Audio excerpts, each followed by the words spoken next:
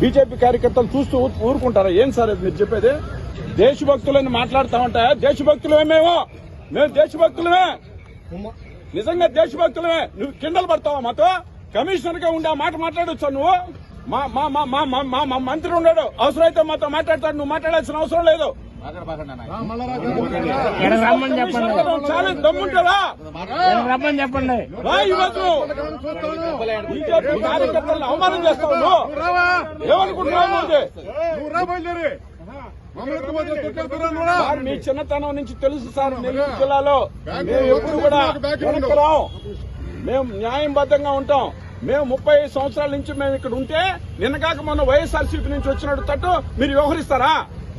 మీకు తెలియకుండా మీకు నష్టం చేస్తున్నారు మీ అనుకున్న వాళ్ళు. ఈ పద్ధతి మంచిది కాదు. ఎన్డీఏలో ఉన్నప్పుడు అవసరమైతే కూర్చోబెట్టి మాట్లాడండి. ఇది దుర్మార్గం సార్ కమిషనర్ చేసింది. సార్ కుప్పతోట్ల బారేస్తాడా మా ఆఫీసులో ఎత్తుకుపోయి? ఎవడిచ్చారు సార్ అధికారం? చాలా దుర్మార్గంగా చేశారు సార్ అది. సార్ ఈ విషయంలో మాత్రం మీరు మాత్రం ఆ కమిషనర్ చేసిన తప్పని అతన్ని మందలించండి సార్ ముందు.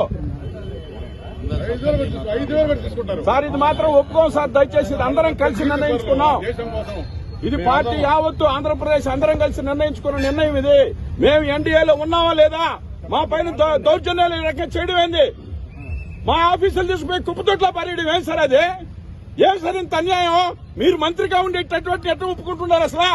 సార్ నెల్లూరు జిల్లాలో భారతీయ జనతా పార్టీ అనేది ఒక శక్తివంతమైన పార్టీ, మీరు తక్కువ అంచనా వేస్తున్నారు మరి.